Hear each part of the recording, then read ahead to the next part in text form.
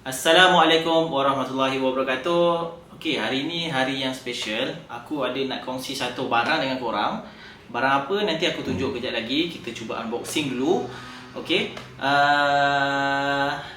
Jom kita tengok apa yang aku baru beli. Alright. ZV-E10. Yang ni dia adalah kit lens biasalah. Okey.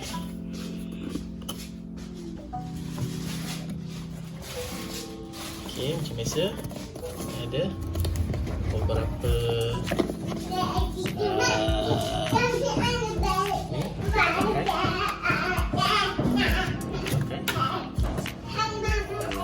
ini dia kamera dia. Kamera dia. Ya.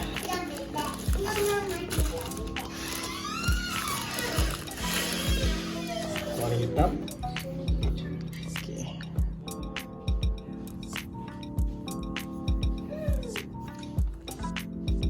Dia ada split screen ke tepi, ke depan.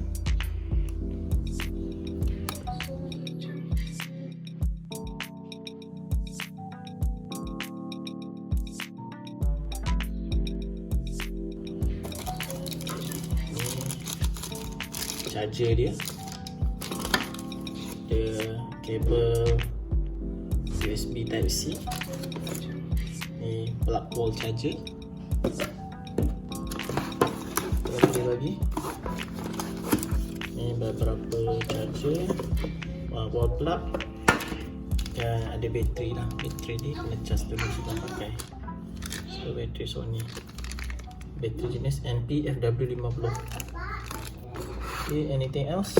So dia bagi juga ni dead cat ni dengan dia bagi dead cat dengan tempat penutup. Alright. Itu saja dalam kotak ni. Okey. Okey, ni barang yang aku baru beli ni adalah Sony ZV-E10. Memang Sony ni ZV-E10 ni aku dah lama dah mengidam lah sejak dia keluar. Sony keluarkan hari itulah. Sebelum ni aku pakai Sony A6400. Sony 6400 tu nak kata beza banyak dengan Sony Sony ZV-E10 ni tak adalah banyak beza. Cuma ada beberapa features yang pada Sony ZV-E10 ni yang aku betul-betul minat lah. Masa Sony keluarkan Sony ZV-1 dulu, Sony ZV-1 tu aku minat dah sebab dia ada product showcase. So product showcase, kau just boleh tunjuk je barang macam ni, nanti dia akan terus fokus lah. Sony A6400 dia tak boleh buat macam tu. So agak menghampakan lah kalau kau nak buat product review ke apa kan. Tapi yang bestnya Sony ZV-E10 ni, dia ada features yang ada pada Sony ZV-1. Sebab itulah aku dapatkan Sony ZV-E10 ni. Sony A6400 aku trade in, aku jual balik, dan aku jual juga Yongnuo punya lens. So hasil daripada tu bolehlah dapatkan Sony ZV-E10 ni. Harga dia aku beli bukan aku belilah. So, aku trade in, harga dia 3,499 dapat kit lens. Okey, bercakap tentang Sony ZV-E10 ni, korang yang nak beli Sony ZV-E10 ni, first pada build quality lah. Apa pro dan apa cons dia lah kalau kau beli set Sony ZV-E10 ni. Kalau Sony ZV-E10 ni, cons dia aku sebut cons dulu lah kan. Yang tak bestnya dia punya build quality kot. Sebab build quality dia dia rasa a bit cheap compared to the A6400 lah. Dia tak berat macam 6400. Kalau 6400 kau pegang dia rasa solid, dan bateri grip dia cukup lah untuk tangan kau. Tapi untuk Sony ZV-E10 ni, grip dia sangat kecil. Kau nak pegang pun tak selesa. Dan body dia rasa tak solid lah.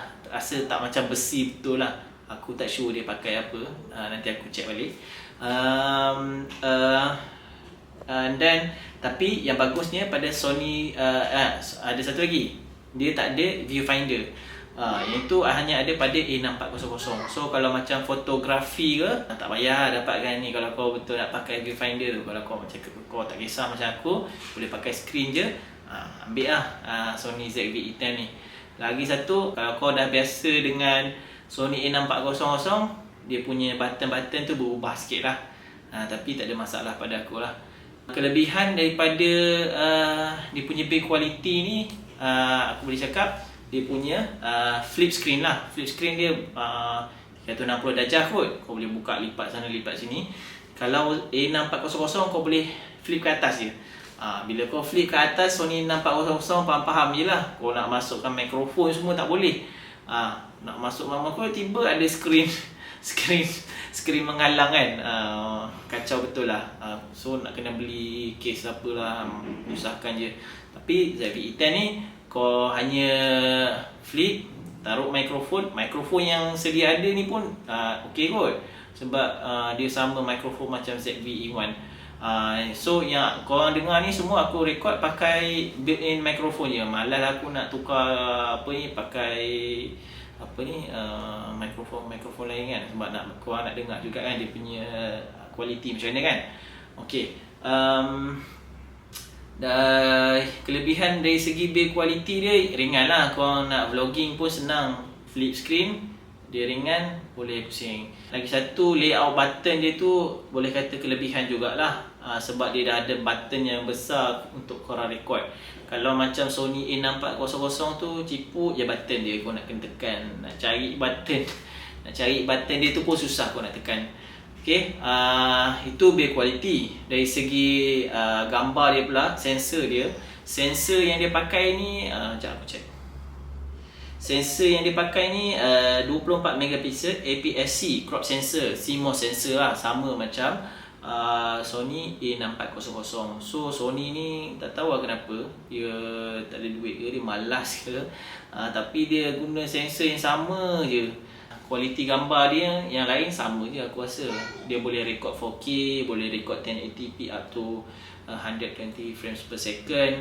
Apa lagi boleh biasalah, boleh shoot gambar raw footage.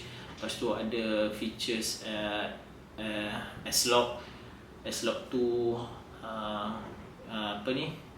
picture profile lah, picture profile Sony. Okay, aku rasa ada kelebihan sikit lah pada Sony ZV-E10. Kalau Sony A6400, dia tak ada in-body stabilization. Dia kena depends pada optical image stabilization lah, pada lens saja. So limited lens yang aku boleh beli lah. Lens yang ada optical stabilization ni Sony punya lens lah biasanya. Macam Sigma yang aku pakai ni, dia tak ada dia tak ada optical image stabilization. So dia akan dia akan gegar sikit lah bila kau jalan tu, dia akan gegar sikit. Tapi kalau kau ada gimbal, boleh pakai gimbal lah. Tak ada masalah yang tu. Macam aku ada gimbal, boleh pakai gimbal, gambar steady je lah, sama je lah. Tapi kalau tak ada gimbal, kelebihan pada Sony, dia ada dia boleh record kau punya gyro tu dalam kamera ni, dan kau boleh masukkan ke dalam Catalyst Browse lah.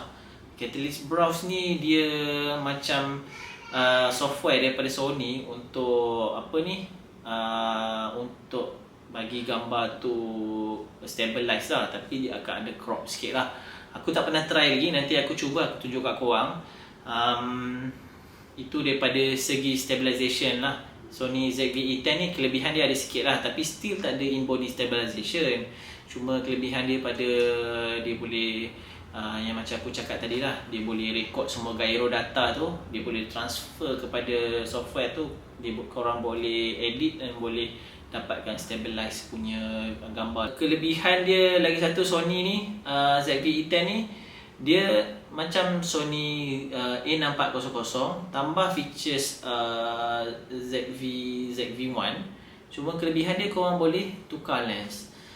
Yang lens aku pakai ni Sigma 30mm f1.4.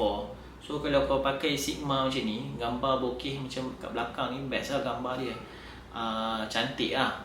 Kalau macam Sony ZV-E1 tu, korang just boleh pakai lens apa yang ada lah.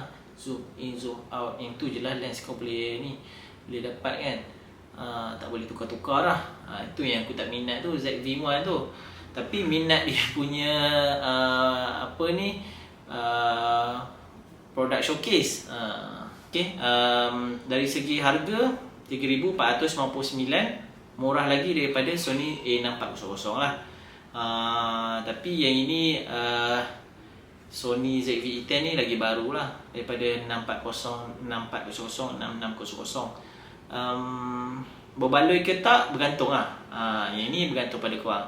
Kalau macam korang jenis fotografer ke, tak kisah sangat pasal video-video ni, malas nak trade-in ke, malas nak buang duit ke, stay je lah dengan A6400. Tapi kalau korang suka dengan feature Sony yang baru, Sony product showcase, background defocus, lepas tu korang macam nak pakai kamera ni untuk online streaming ke, kamera ni pun boleh. Itu korang boleh guna lah. Tapi kalau saja-saja nak tukar, macam tak berbaloi kot, sebab lebih kurang sama je. So itu saja dari aku. Korang boleh like, share dan subscribe video ni kalau korang suka. Kalau tak suka, bolehlah unsubscribe. Cik, tak ada lah. Okay, alright. Itu saja dari aku. Assalamualaikum dan selamat tinggal. Okay guys, testing untuk ZV-E10. Testing untuk jalan lah, macam mana dia punya stabilization, okey ke tak. Ni aku pakai Sigma 30mm f1.4.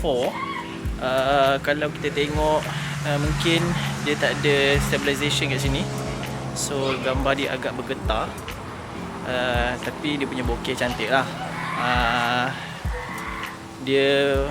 Kamera ni pun juga ada background defocus. Kalau korang boleh tengok kat sini, kita kalau tekan belakang ni, background defocus, belakang tu akan jadi clear.